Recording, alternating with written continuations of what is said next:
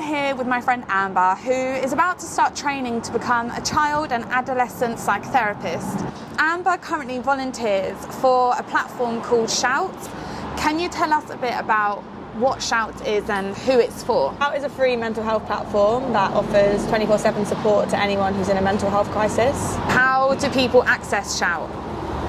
So people can use it anywhere. They can be on a bus, at work, at school. I think one of the most distinctive elements of the platform is the fact that it's so accessible. People get on their phones and they text, and then they're linked up with a volunteer. So they can literally access the platform from anywhere they want, and then their text will go through to someone like you who's on the other side, and the conversation will open up about whatever they want to talk about. How long have you done it for? I started just before the first national lockdown, and that whole period was definitely something that will stick with me. I saw how COVID impacted people for so many different reasons, the obvious being health related and just feeling isolated, but also just how it heightened people's existing mental health conditions and existing traumas. For example, I spoke with rape victims who were affected by the new law of wearing masks. I spoke with people who had OCD, who felt like this new fear of a virus had made them regress. I spoke to people living in abusive homes with abusive parents or partners. What demographic do you hear from the most in your conversations, would you say? There's definitely a diverse demographic. You can get children all the way up to senior citizens, but I definitely noticed there being an increase in the number of men reaching out for support. I think a lot of men tend to compartmentalise their relationships, and not just in respect of differing their narrative between men and women, but also just in the context of services like Shout. I think a lot of people find it easier to open up to strangers than to people they know. Yeah. And obviously I'm generalising, but I think women tend to find it easier to talk to their friends about how they're feeling. I think most women can relate, like when they're with other women, or when they're in WhatsApp groups. Like, we're covering a lot. Yeah. Like, we know how you're feeling. We're checking in with each other a lot more, I think, women. Exactly. And I think when it comes to men, there's a lot more pressure for them to adhere to these unrealistic perceptions of how men should be. It will condition them to feel like talking about their emotions or seeking help for their mental health is a sign of weakness. And the amount of men that I've spoken to on the platform that have kind of said that they don't feel that they can tell their friends, they can't tell their family, they can't even tell their partners. And that all is stemming from these societal pressures that have been ingrained into them. Yeah, and obviously, you know, it's been put out there, statistics-wise, that suicide is one of the biggest killers for men, and in a certain age group it is the biggest killer. So it's obviously, you know, the proof is in the pudding. There's a massive issue with men talking about how they feel and getting access to help, and feeling like it's okay to ask for help as well. I saw on a screenshot that you posted that the topic of conversations you hear, suicide was right up there. Yeah. Which is really scary, to be honest. I mean, I can't imagine, like, myself dealing with that, and you must have to stay so calm and so focused. And you know, we were saying earlier, as a psychotherapist or as someone volunteering for this type of thing, you have to be able to detach yourself emotionally to be able to deal with the problem. And what about Christmas Day? Christmas Day itself can be massively difficult for a lot of people, as well as a lot of people find it amazing and the best time of the year, but then there's the flip side. Can you talk to us a little bit about that? Yeah, so I feel like Christmas is definitely one of the most triggering times of the year for a lot of people. I think it's hard enough for anyone who's dealing with trauma or suffering of depression without this stigmatised pressure to feel and act a certain way.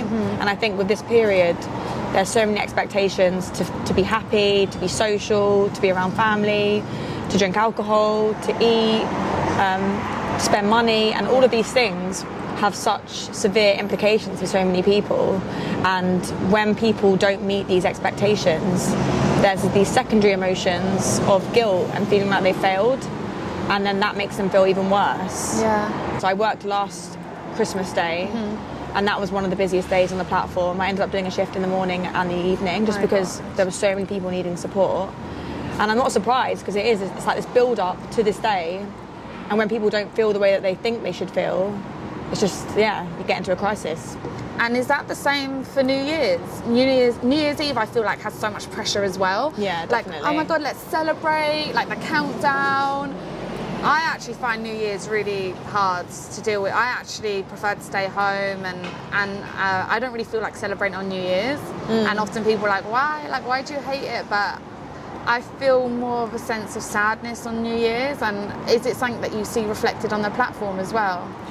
Yeah, definitely. I guess it's like that element of you've kind of pictured yourself being at a different place than you are. I think for a lot of people that do struggle around this time of the year, when they say to their friends like, oh, I don't really like Christmas, or I want to stay in on New Year's, a lot of people don't get it, because it's meant to be like a really happy time, really joyful time, and it's kind of like frowned upon if you don't enjoy Christmas. Do you know what I mean? Like, people are like, what? Like, how could you not like You get Christmas? labelled like Scrooge, the Grinch, like, what's wrong with you? Oh, come on, like, just come out.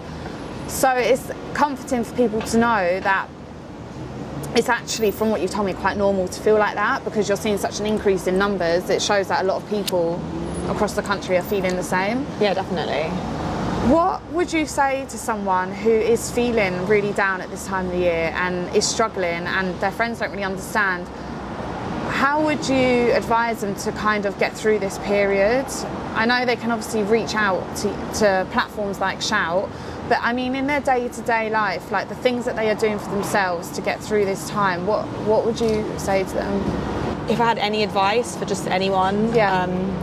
It's just to be kind, check in on your mates, normalise talking about emotions, like, you know, particularly with men. I think if someone instigates the conversation, it's a lot easier for other guys to kind of start doing it back. Yeah. Yeah, because a lot of people are like scared to initiate. Yeah. And those doing that, phrases yeah. like man up, Yeah. grow a pair, like a lot of men's mental health charities are seen are like trying to steer people away from using those terms, because it's like, again, reinforcing that thing of, oh, just get over it. Yeah, definitely. So I think like we throw those terms around, don't we? But I'm definitely, now that I've seen like so many statistics on men's mental health, like I'm like trying to be way more careful about how I use certain language like that. Yeah, it's feeding into that stereotype. Yeah. And But it's hard because it's such like a normal part of like English like banter language that you just throw around. But well, that's what I mean. It is about, you kind of have to normalise the new, making change. Otherwise, change will never happen if you continue doing the same things that have been happening generation after generation. Once someone's finished a conversation with you, what could be their next step to then keeping ongoing help for their mental health? I think a lot of people struggle going to their actual GPs to Ask for help. Yeah. Either because they've lost faith within the system, or also like, you know, their GP is someone that they've been seeing for years about other medical issues, and I think people struggle to see the similarities between your mental health and your physical health, in terms of the necessity to seek help when needed. Yeah. Like, the amazing thing about NHS self-referrals is that, like, you can do it all yourself, like, all over a computer, over your phone, and then you'll have someone ring you up and kind of start the process off that way, rather than like having to liaise between your GP. Right, you don't have to like ring up reception and be like, I need help. Okay, well that's really interesting, because that's something that people, I didn't actually know you could do it like that.